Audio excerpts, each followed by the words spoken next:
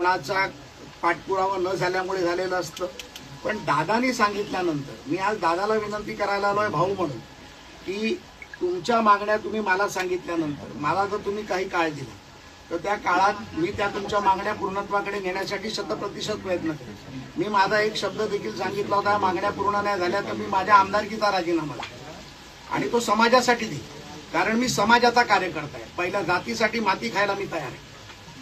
आज मराठा समाज हा देशामध्ये सगळ्यात मोठा समाज आहे। आज 7 कोटीपेक्षा जास्त लोक मराठा समाजाची इथे लोक आमच्या आपापसांमध्ये भांडणं लावायचा प्रयत्न करतात। आज मी दादाला भेटायला आलो तो कोणतरी काहीतरी बोलायला लागला। असं आहे की एका भावानी 2 भावांमध्ये भांडणं असतात। एका भावानी लहान भावाला बोलवल्यानंतर लहान भावानी येऊ नये ही आपली मराठा समाजाची संस्कृती नाही, प्रथा नाही।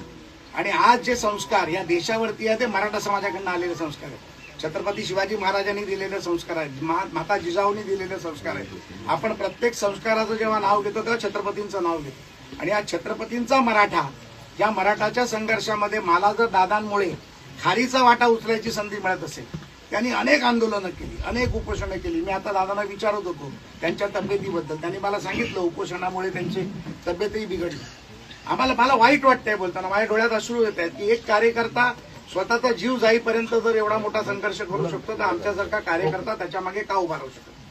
आणि मग हे करत असताना त्यांचे जे प्रश्न आहेत ते प्रश्न सरकार दरबारी नेऊन कुठे अडले आहेत, न्यायिक प्रक्रियेत कुठे अडले आहेत, कोणाच्या दरबारी अडकले आहेत, ह्या सगळा विषय मी सरकार दरबारी निश्चितपणे नेणार आणि दादा बरोबर त्याचा भाऊ म्हणून याच्या पुढे त्याच्या संघर्षात, त्याच्या कामात, त्याच्या कार्यात मी सातत्याने राहणार।